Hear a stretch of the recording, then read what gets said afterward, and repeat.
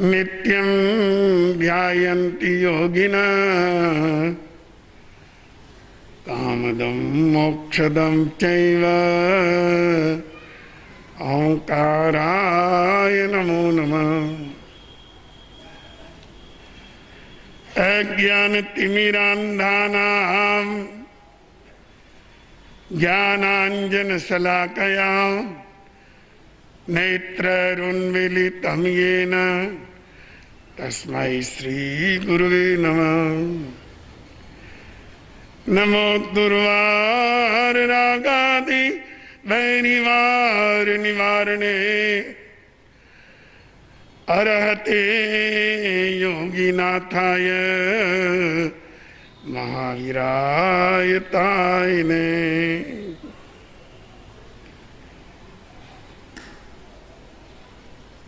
प्रिय श्रोताजनों,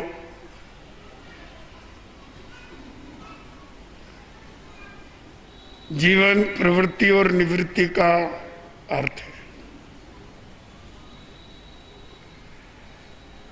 प्रवृत्ति और निवृत्ति ये जीवन की सहज क्रियाएं हैं।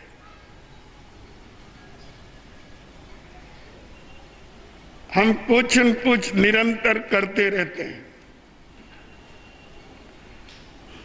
कुछ न कुछ छोड़ते भी रहते हैं।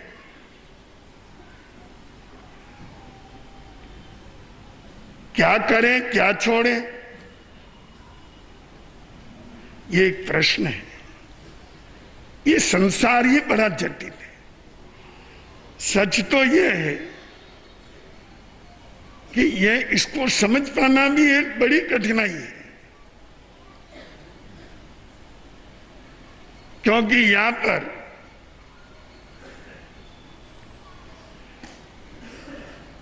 ग्रहण करने के और छोड़ने के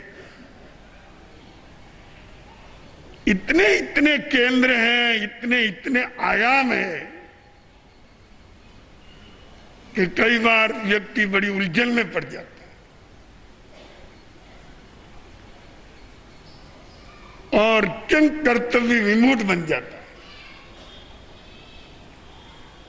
कई बार केवल रूढ़ी चुस्त बन जाता है। इतने कर रहे हैं, अपन भी करें। भेड़िया दशांग, एक भेड़ देखती है कि वो कुएं में गिर गई, तो दूसरी भेड़ देखती है आगे जाने का रास्ता इसमें ही दिखता है, तो वो ही वहां गिर जाती है।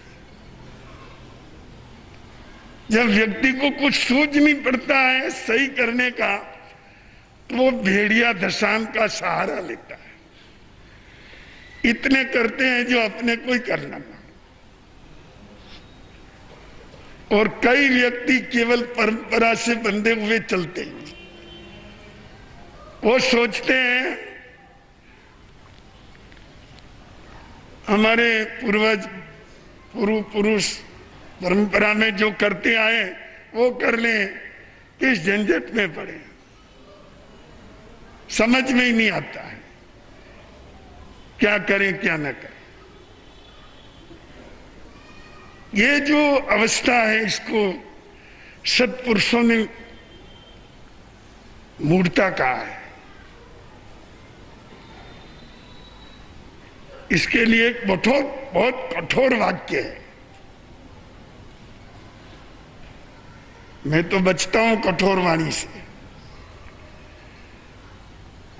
पर स्वयं परमात्मा भगवान महावीर ने कह दिया तो उसे तो कहना ही पड़ेगा, चाहे फिर वो कितना ही कठोर शब्द क्यों न हो। भगवान महावीर ने एक सूत्र दिया, संयम मूढ़े दंभक ना भी जाने। इन मूढ़ों को निरंतर प्रयास करने के बाद में भी ये धर्म को समझने के लिए तैयार नहीं, तो ये गहरी मूर्खता ही है।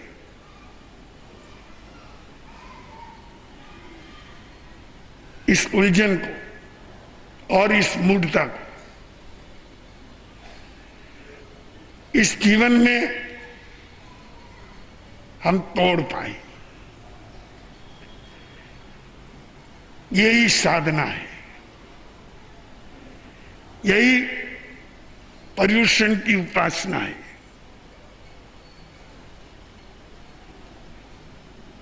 समाधान प्रभु की वाणी में उपलब्ध है, केवल हमें समझना है। बस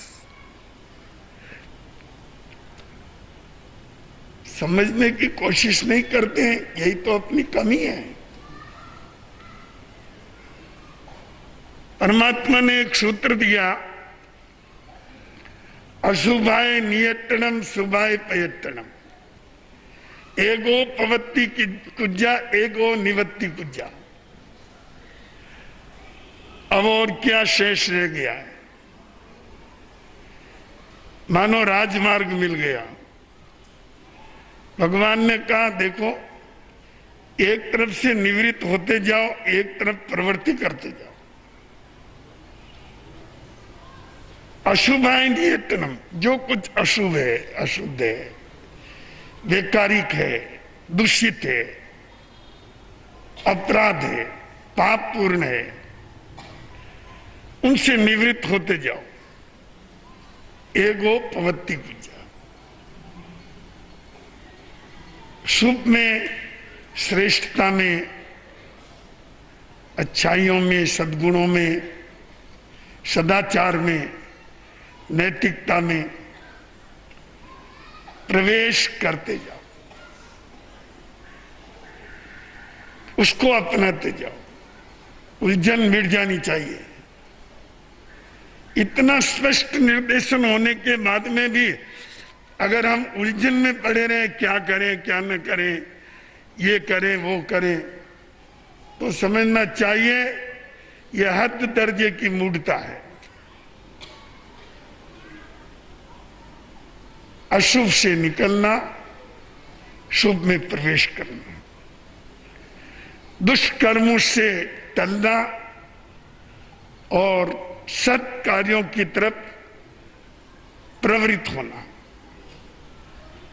चलो आओ, आज पर्युषण के तीसरे दिन ये प्रयोग करें।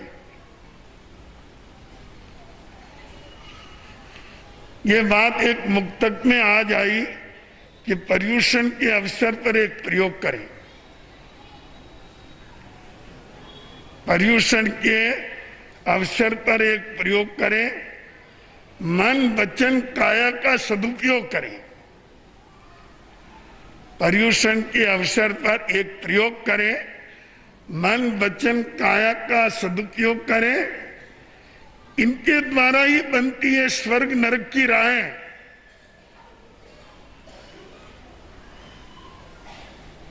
मन वचन काया, इनसे ही स्वर्ग की राह बनती और इससे ही नरक की राह बनती है। तो इनसे ही बनती है स्वर्ग नरक की राहें। संयम से इन्हें स्वस्थ, शुद्ध और निरोग करें। संयम से इन्हें स्वस्थ, शुद्ध और निरोग करें। आओ पर्युषण के अवसर पर एक प्रयोग करें। आज हमें इस दिशा में कुछ सोचना ही चाहिए, क्योंकि हम जिन टीम के साथ जी रहे हैं और जो बहुत निकट है, अपना मन, अपनी वाणी और अपना देह,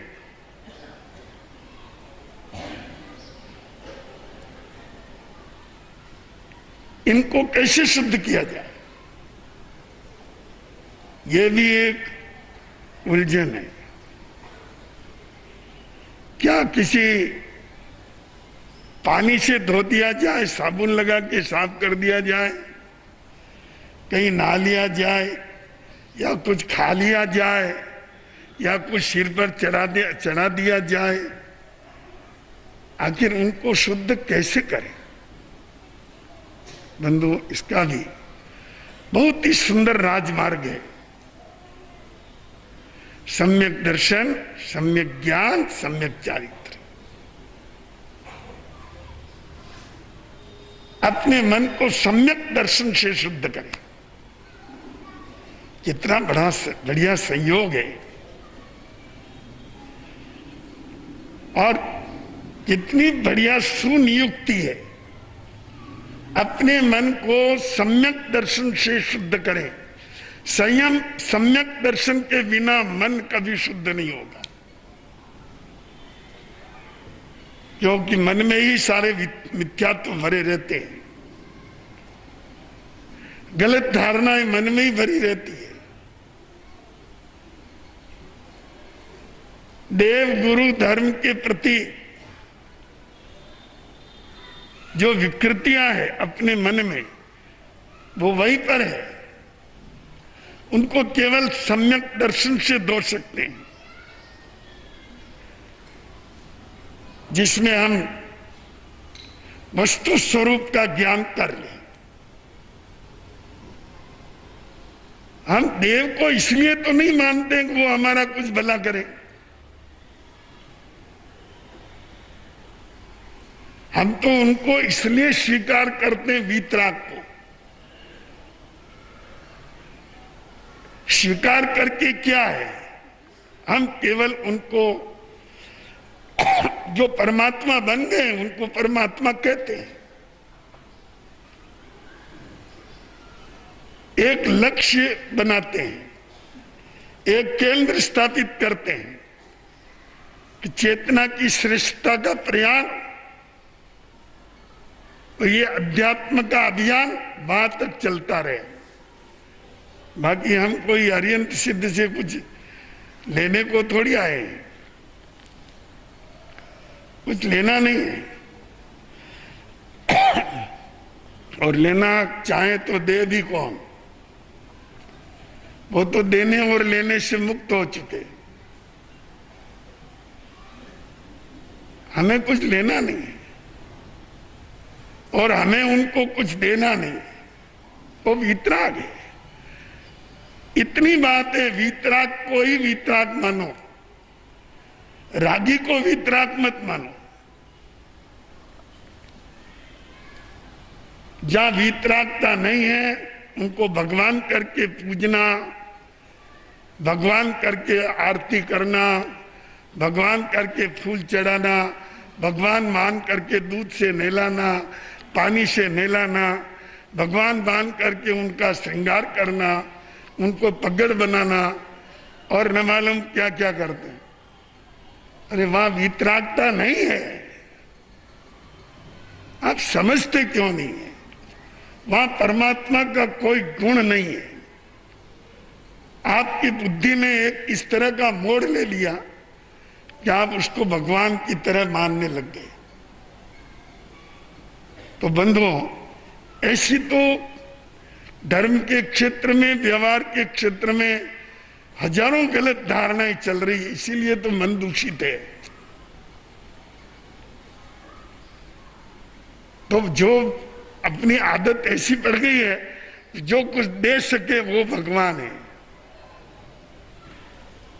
या जिनको हम कुछ दे सके वो भगवान है।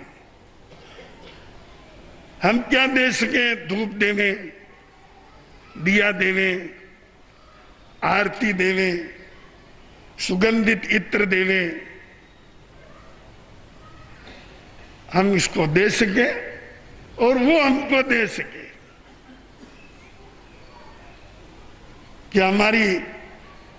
हमारे संकट हटा सके और हमको रिद्धि सिद्धि दे सके। इस तरह की कामनाओं ने दिमाग पर इतना घर कर लिया है कि हम ये बात सोच भी नहीं सकते कि कोई ऐसा परमात्मा भी दुनिया में होता है जो न देता है और न लेता है। ऐसा परमात्मा वीतराग होता है, न कुछ देता है और न कुछ लेता है। ये मन शुद्धि का प्रश्न है, जिसको हम जो जैसा है यथार्थ है उसको स्वीकार करें। गुरु ग्रह त्यागी, महाव्रत धारण करने वाले, समति गुप्ती की आराधना करके मुक्ति मार्ग की आराधना में लगे हुए हैं, कनक कामिनी के त्यागी, ऐसे साधना में रत सदगुरु को हम सदगुरु कहते हैं। उनका केवल निमित्त है, वो क्या हमको कुछ देते हैं, केवल ज्ञान देते हैं, केवल संदेश देते हैं, मुक्ति मार्ग का संकेत देते हैं, स्वरूप देते हैं, और क्या देते हैं। वस्त्र, कपड़े, धन, मकान, बेटे बेटी वो थोड़ी दे सकते, उनके पास है ही नहीं तो कहां से देंगे, वो तो स्वयं ही छोड़ के आए। तो आप उनको गुरु को इसमें तकलीफ क्या है?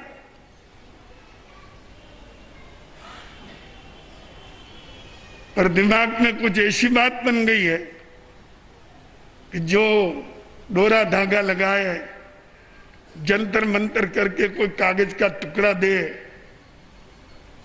और कोई राख दे, जा तेरा सब अच्छा होगा, हमारे दुख मिटावे, उनको हम भेंट पूजा दें, वो हमको रिद्धि सिद्धि दें, ऐसे गुरु तो वितराग मार्ग की आराधना करने वाले ही हो सकते हैं। और धर्म, इस विषय में तो बहुत विडंबना है। इसके लिए तो मैं आपको क्या कहूं, धर्म के विषय में इतनी भ्रांतियां हैं जिसकी कोई सीमा ही नहीं है। जहां अहिंसा, सत्य, स्थेय, ब्रह्मचर्य की साधना, अपरिग्रह की साधना, अकषाय वृत्ति की साधना, त्याग, तप, संयम की आराधना, वही तो धर्म है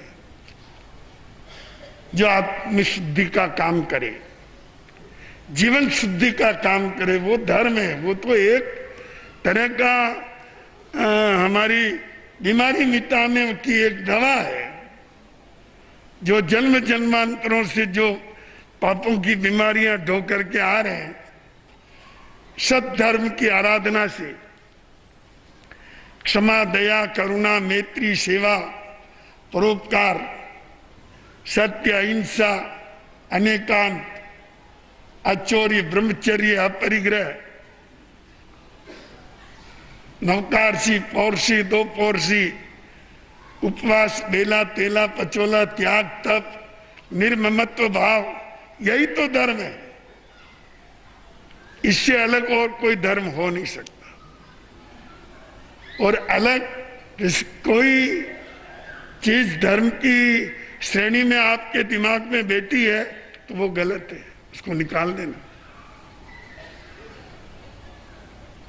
कोई धर्म नहीं है, चाहे बसें लेकर के कितनी ही दौड़ो और कितनी पहाड़ चढ़ो और कितनी नदियों में नहा लो और चाहे तुम कितने टोटके कर लो ना, केवल समय और धन खर्च करने के अलावा कोई लाभ नहीं है। धर्म तो समत्व में है, धर्म साधना में है, अकषाय वृत्ति में है, सत्य अहिंसा में है, अचौरी ब्रह्मचर्य में है, सामायिक औषध, उपवास, त्याग, प्रत्याख्यान, इनमें धर्म है। इनसे अलग क्या धर्म हो सकता है? ये तो केवल आत्मा को पवित्र करने का ही साधन है। यह हमारी वो दवा है जो जन्म जन्म की बीमारी को खत्म करती। तो बंधुओं, इसको सम्यक तो कहते हैं। इस पर और कभी विस्तार से प्रकाश डालेंगे। अभी तो मैं केवल इतना ही कह रहा हूं कि ये जो अपना मन है उसको हम केवल सम्यक दर्शन से शुद्ध कर सकते हैं। वाणी को कैसे शुद्ध करें, इसका भी हमारे पास बहुत सत्पुरुषों ने सच्चा उपाय दिया है। सम्यक ज्ञान, ज्ञान के द्वारा हम वाणी को शुद्ध कर सकते हैं। अज्ञानी क्या बकता है उसको ही पता नहीं, किस वाणी के अंदर क्या पाप है, किस वाणी के अंदर पाप की प्रेरणा है, अधर्म है, किस वाणी से किसी की हिंसा हो रही है, किस वाणी से किसी का अपमान हो रहा है, किस वाणी से किसी को कष्ट पहुंचता है। अज्ञानी क्या समझेगा?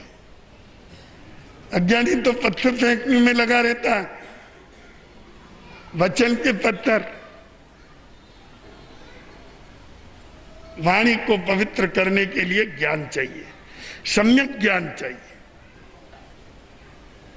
नव तत्व का ज्ञान चाहिए, शुद्ध शुद्ध वाणी का विवेक चाहिए। सम्यक ज्ञान होता है विश्व के सत स्वरूप का ज्ञान होना चाहिए, तब व्यक्ति कर्म बंधन और मुक्ति के रहस्य को समझकर एक सही वाणी का प्रयोग कर सकता है।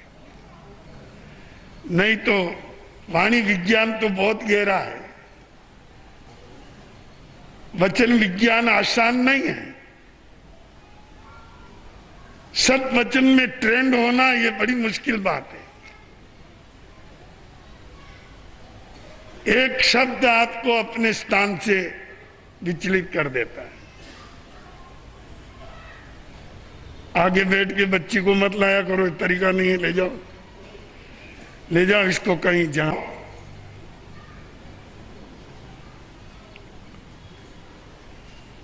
वाणी विज्ञान एक बहुत गहरा विज्ञान है। दुर्भाग्य है कि हम इसकी गहराई में जाते नहीं हैं। सत्पुरुष बहुत गए, उन्होंने कई विकल्प निकाले इसके, कठोरकारी, कर्कशकारी, छेदनकारी, भेदनकारी, मर्मकारी, वृषाकारी, सावध्यकारी, निश्चयकारी। ये ऐसी कितनी पाप भाषाएं हैं जो अनर्थ पैदा करती है और कर्म बंधन करती है और जीवन का ये भाव और अगले भाव सब भाव बिगाड़ देती है। वाणी इतना भयंकर पाप करती है। इसलिए वाणी को शुद्ध करने के लिए ज्ञान चाहिए। और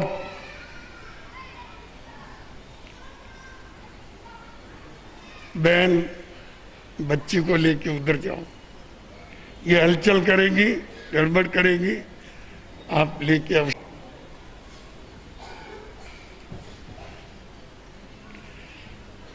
अपने काया को पवित्र कैसे करें? मन को सम्यक दर्शन से, वचन को सम्यक ज्ञान से, तो काया को ना करके पहाड़ों में घूम करके काया को पवित्र करें, साबुन लगा करके पवित्र करें। क्या करके काया को पवित्र करें? काया को पवित्र करने का मार्ग है सम्यक चारित्र। हम सम्यक चारित्र का पालन करें। सागार चारित्र, अनगार चारित्र। ग्रस्त है तो 12 अनुव्रत रूप चारित्र धर्म का पालन करें। साधु साध्वी है तो 5 महाव्रत रूप चारित्र धर्म की आराधना करें। सत् कार्य करें, दान दें, सेवा करें, परोपकार करें, सम्यक प्रवृत्ति करें, किसी पीड़ित को शांति पहुंचाएं अपने मेहनत से, अपने श्रम से। संघ सेवा करें, अपना तन लगाएं, जहां जरूरत हो वहां अपने शरीर का सम्यक मार्ग में उपयोग करें। आपकी ये काया पवित्र हो जाएगी। संगोपन, अपने मन, वाणी और काया को पवित्र करने का मार्ग सम्यक दर्शन, सम्यक ज्ञान, सम्यक चारित्र्य है। इसको मैंने संक्षिप्त में आपके सामने रखा है। परमात्मा भगवान महावीर प्रभु ने कहा, तीलिए गुत्ती पनत्ते, मन गुत्ती है, वाय गुत्ती है, काय गुत्ती है। मन का संगोपन करो, वचन का संगोपन करो और काया को भी संगोपन करो। ये अलग थ्योरी है। आज की आप लोगों के बीच में जो थ्योरी चालू है वो गलत है, वो सही नहीं है। आप लोगों के अंदर और हमारे कई विचारकों ने, विद्वानों ने केवल इस तरह की प्ररूपणाएं की है, केवल ऐसी बातें कही है कि उबार निकल जाना चाहिए।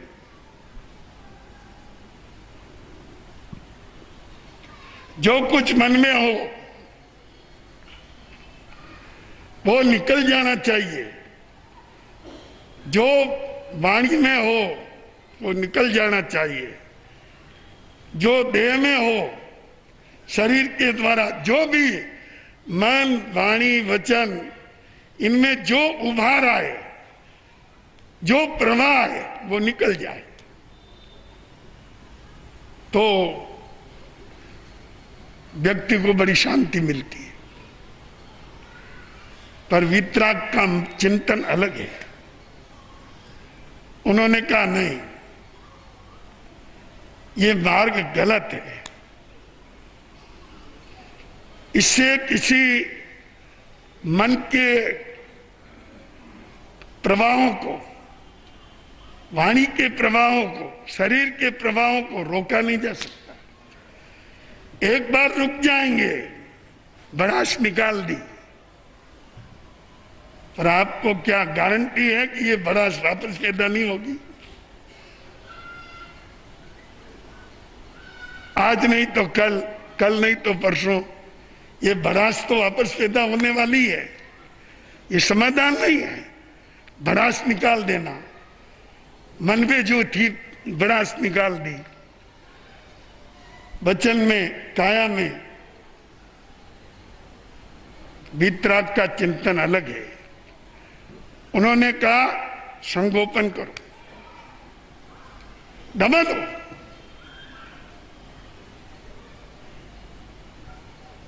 आग जल रही है पर राख डाल दो, डाल दो, डाल दो, डाल दो, आखिर उसको बुझना ही पड़ेगा, फिर नहीं जलेगी। इसका नाम संगोपन है। मन के गलत विचारों को रोक देना, मजबूती के साथ ब्रेक लगा देना। ये बहुत बड़ी साधना है, पर आप कर सकते हैं, क्योंकि केवल इसमें अभ्यास चाहिए और कुछ नहीं चाहिए। तो साधना बहुत प्यारी है, पर अलभ्य नहीं है। ऐसा नहीं है कि हम नहीं कर सकते। आप कई बार बहुत कुछ संगोपन करते भी हैं, किसी मजबूरी से करते हैं, किसी के दबाव से करते हैं, किसी अनिष्ट की आशंका से करते हैं, करते जरूर हैं, पर इसका और विस्तार करो, इसको और गहरे में ले जाओ, तो आप जो भी अशुद्ध मन में पैदा हो उसको वहीं नष्ट कर दो, जला दो। दग्धे बीजे यथात्यंतम प्रादुर्भवती नांकुर है। बीज जल जाएगा, फिर अंकुर पैदा नहीं होगा।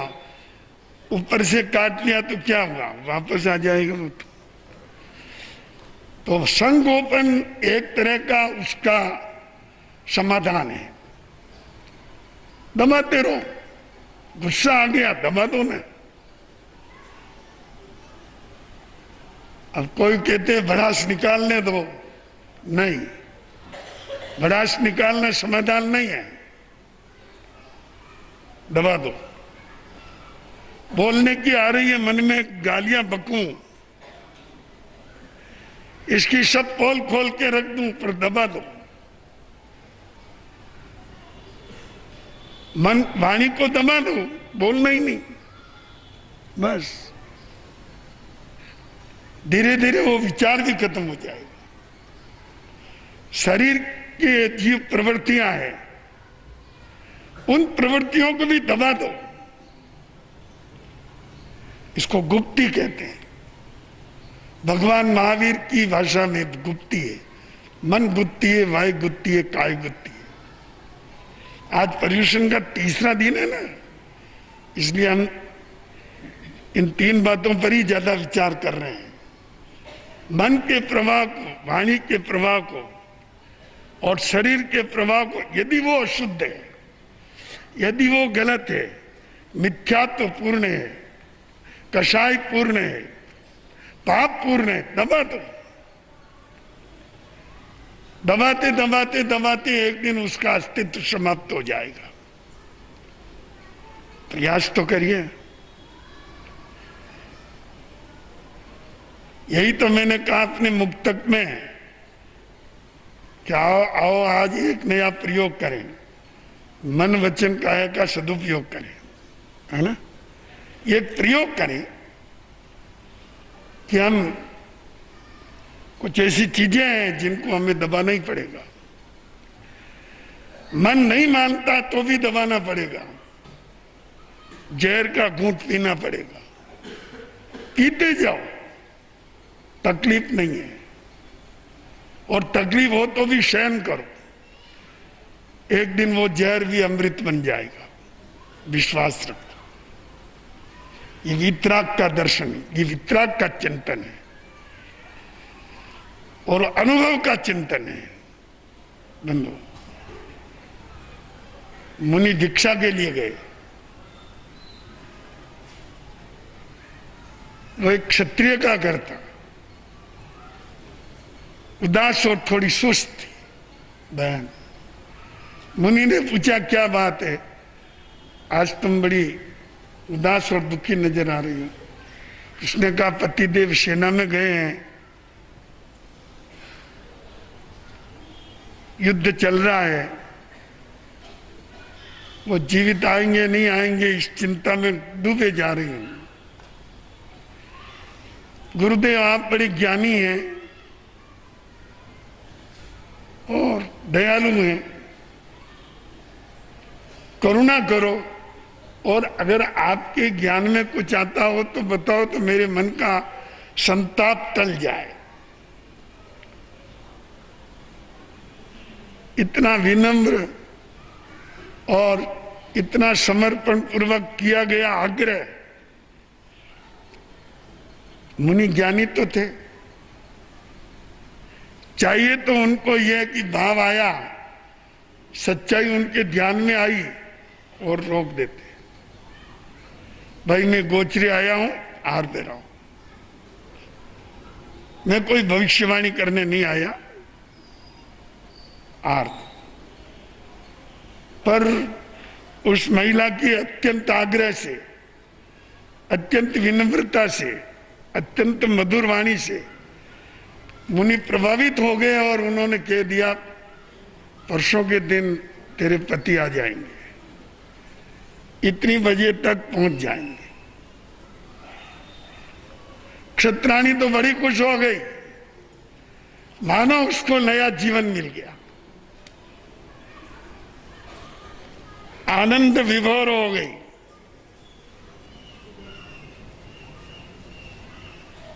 और उसके मन का मयूर नाचने लगा। गोचरी लेके मुनिराज चले गए। तीसरे दिन उसने बहुत सजावट की, अपने घर की, अपने शरीर की, अपने कपड़ों से, अब गहनों से, और बहुत ही सुंदर आलीशान तैयारियां की। खाना भी नंबर 1 बनाया, क्योंकि आज उसके पतिदेव आने वाले हैं और संत की वाणी कभी झूठी नहीं जाती है, ये उनको सुदृढ़ विश्वास है।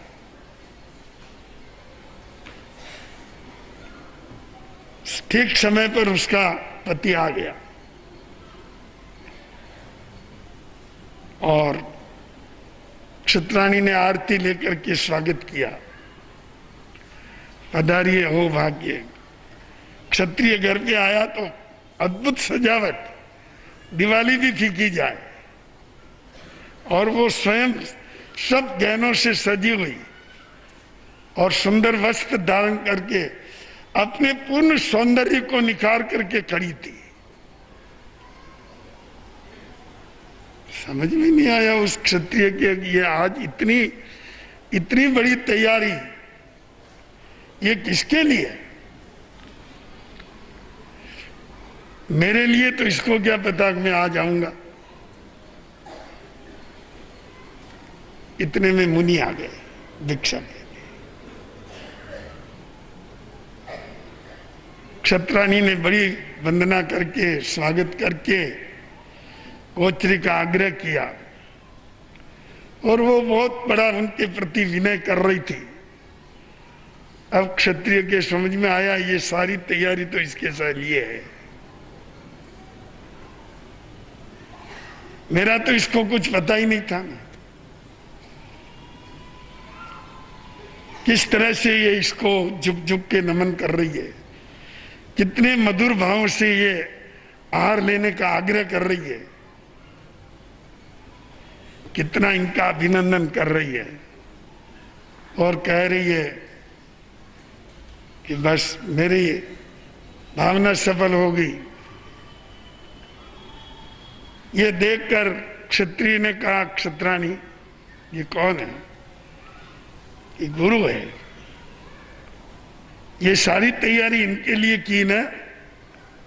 कि नहीं, आपके लिए की। नहीं नहीं, मैं समझ गया तुम बड़ी चालाक है और दुराचारिणी है। इस साधु का तेरे अवैध संबंध है। इसी तैयारी में तेने ये सब सजावटें की है, पर बीच में मैं आके टपक गया।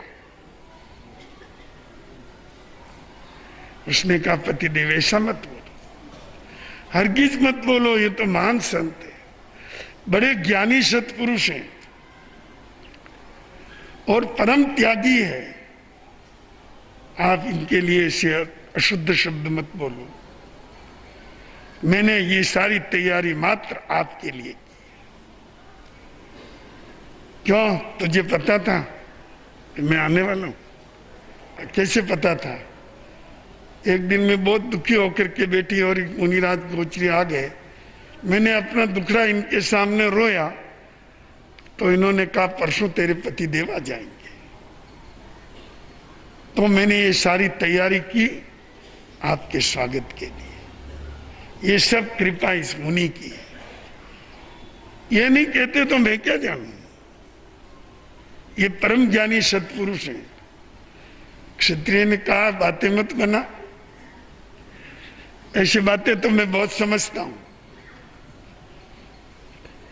ऐसी बातों में कोई दम नहीं है।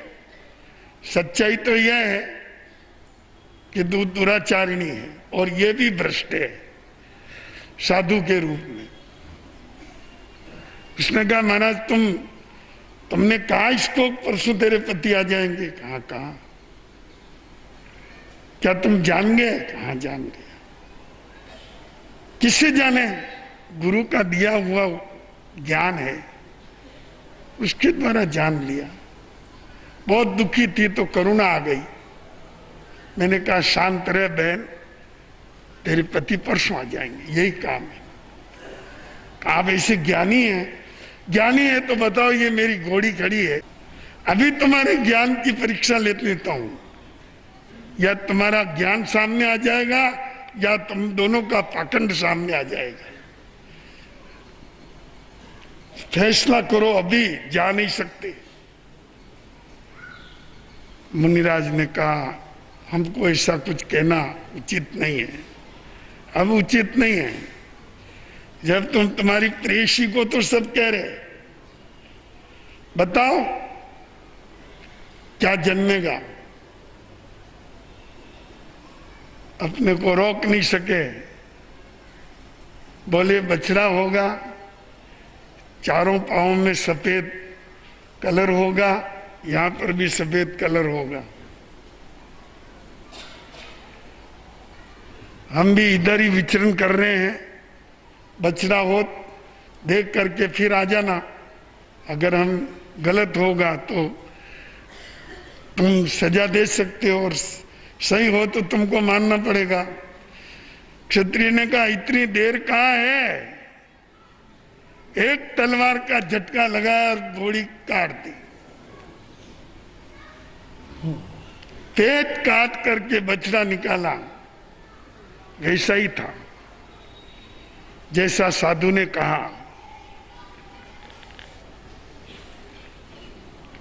क्षत्रिय ने कहा मान गया मैं, तुमने मेरी औरत को सती कहा, तुम जा सकते। साधु तो आ गया रोता रोता अपने स्थान पर। क्षत्रिय का संशय समाप्त हो गया। ये संशय कितना महंगा पड़ा, ये समाप्त होना कितना महंगा पड़ा। वो पंचेंद्रिय जीवों की हत्या का में कारण बन गया। सब बात गुरु ने पूछी, उन्होंने बताई। गुरु ने कहा मूर्ख, परमात्मा ने कहा ना भाई गुत्तिए, अपने वचन को घोप के रखो। तेने पहले कहा वो भी गलत कहा, और पीछे कहा वो भी गलत कहा। पहले भी नहीं कहना चाहिए, उसका पति आए ना आए अपने क्या लेना देना। भिक्षा के लिए गए या भविष्यवाणी करने गए? उसने कहा गुरुदेव गलती तो हो गई, नई दीक्षा लो। मूल से गया, तुम्हारे निमित्त से पंचेंद्रिय का वध हो गया। बंधुओं, ये एक प्राचीन कथानक जो कभी सुनने पढ़ने में आया, आपके सामने संक्षिप्त में प्रस्तुत किया। अगर वो मुनि अपनी वाणी को गोप लेता कि मुझे नहीं बोलना, बस ये चाहे खुश हो नाराज हो, आहार दे न दे, मुझे कोई भविष्यवाणी नहीं करनी चाहिए, मैं वचन गुप्ती में हूं, तो ये इतना बड़ा अनर्थ खड़ा नहीं होता। तो हम तो वितराग वाणी के अनुसार संगोपन में विश्वास करते हैं, भड़ास निकालने में विश्वास नहीं करते। मन वचन काया में तो कई पापों का ढेर है। आप अगर उनके प्रभावों को, उनके अंदर जो उभार आते हैं उनको बाहर निकालते ही चले जाओगे तो वो कभी खत्म नहीं होंगे, जन्म जन्मांतरों तक भी नहीं। भगवान का शासन है शमन करो, इनका उपशमन करो, मतलब इनको जो संगोपन कर दो। संगोपन करने से धीरे धीरे विकार नष्ट हो जाते हैं, आत्मा मन भाव चरित्र सब पवित्र हो जाते हैं। तो बंधुओं, अपने मन को, अपनी वाणी को, अपने देह को सम्यक ज्ञान, सम्यक दर्शन, सम्यक चारित्र से शुद्ध करें। साथ ही वैदिक शास्त्रों में भी 3 रत्न हैं। अपने 3 रत्न हैं, वैसे उनके 3 रत्न हैं, सत्यम शिवम सुंदरम। इस पर भी हमने अनुचिंतन किया तो ये बात सामने आई कि हम केवल सत्य से अपने मन को पवित्र कर सकते हैं, वही सम्यक दर्शन है। शिवम, शिव का अर्थ है मंगल। मंगलमय वाणी बोल करके हम वाणी को पवित्र कर सकते हैं। सुंदरम, सुंदर आचरण करके हम काया को पवित्र कर सकते हैं।